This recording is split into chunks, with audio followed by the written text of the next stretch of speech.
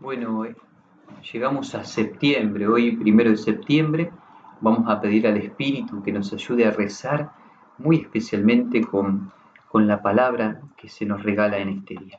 En el nombre del Padre, del Hijo y del Espíritu Santo. Amén. Oh Espíritu Santo, amor del Padre y del Hijo, inspírame siempre lo que debo pensar, lo que debo decir, cómo debo decirlo, lo que debo callar, cómo debo actuar, lo que debo hacer para gloria de Dios, bien de las almas y mi propia santificación.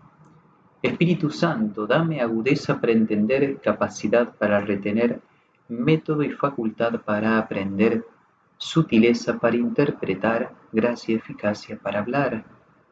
Dame acierto al empezar, dirección al progresar y perfección al acabar. Amén. Hoy quiero proponer este momentito de oración con la primera lectura de la misa de este día, que la tomamos el apóstol Pablo en su primera carta a los Corintios, y dice así: el Espíritu lo penetra todo, hasta lo más íntimo de Dios. ¿Quién puede conocer lo más íntimo del hombre sino el Espíritu del mismo hombre? De la misma manera nadie conoce los secretos de Dios sino el Espíritu de Dios. Y nosotros no hemos recibido el espíritu del mundo, sino el espíritu que viene de Dios, para que reconozcamos los dones gratuitos que Dios nos ha dado. Nosotros no hablamos de estas cosas con palabras aprendidas de la sabiduría humana, sino con el lenguaje que el Espíritu de Dios nos ha enseñado, expresando en términos espirituales las realidades del Espíritu. El hombre puramente natural no valora lo que viene del Espíritu de Dios. Es una locura para él y no lo puede entender, porque para juzgarlo necesita del Espíritu. El hombre espiritual, en cambio, todo lo juzga y no puede ser juzgado por nadie, porque ¿quién penetró en el pensamiento del Señor para poder enseñarle? Pero nosotros tenemos el pensamiento de Cristo. Palabra de Dios, te alabamos, Señor. En el día de ayer, eh, Pablo hacía eh, como alarde, o no alarde, sino decía de dónde venía su prédica, intentando no engancharse con las categorías del mundo, y hablaba de una sabiduría que venía de Dios, no una sabiduría de los hombres. Y ahí él sigue trabajando, y es donde nosotros entramos en esta dimensión del espíritu que lo penetra todo. En San Pablo vemos un hombre que se abre al espíritu y que intenta, y quizá como buen hombre de su época y siguiendo la filosofía de ese momento, él hace como un juego entre la categoría del mundo y del espíritu. Es decir, no tenemos pensamientos del mundo, sino de los espíritus, y a veces el mundo no lo entiende.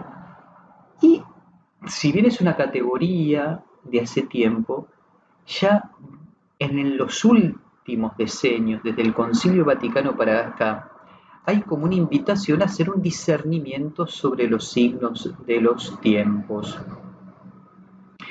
Y Francisco, el Papa, nombra muchas veces esto de la mundanización espiritual. Es decir, que se van mundanizando las cosas de Dios. Y acá Pablo lo dice a su modo y muy lindo. Nosotros no hemos recibido el espíritu del mundo, sino el espíritu que viene de Dios, para que reconozcamos los dones gratuitos que Dios nos ha dado. Y si nosotros no hemos aprendido esto, no hablamos de estas cosas con palabras aprendidas de la sabiduría humana, sino en el lenguaje que el Espíritu de Dios nos ha enseñado. ¿Qué nos está diciendo hoy? Que tenemos que abrirnos al Espíritu, que Él sea nuestro maestro interior, como decían algunos monjes, ¿no? Que sea nuestro maestro interior. Y empezar a discernir qué cosas son categorías del mundo y qué cosas son de Dios. Hay un juego, hay un entrecruce. Entonces sería lindo que vayamos pensando y tomando como estas palabras, ¿no? El espíritu, lo que penetra, la sabiduría humana, lo que Él nos va revelando y especialmente eso, ir como descubriendo cuál es el lenguaje. Y muchas veces Pablo va a decir que muchas de estas cosas a nivel de la racionalidad humana es una locura. Uno podría decir, bendita locura la del Evangelio. Entonces, en ese sentido, vamos a pedir al Señor que nos ayude.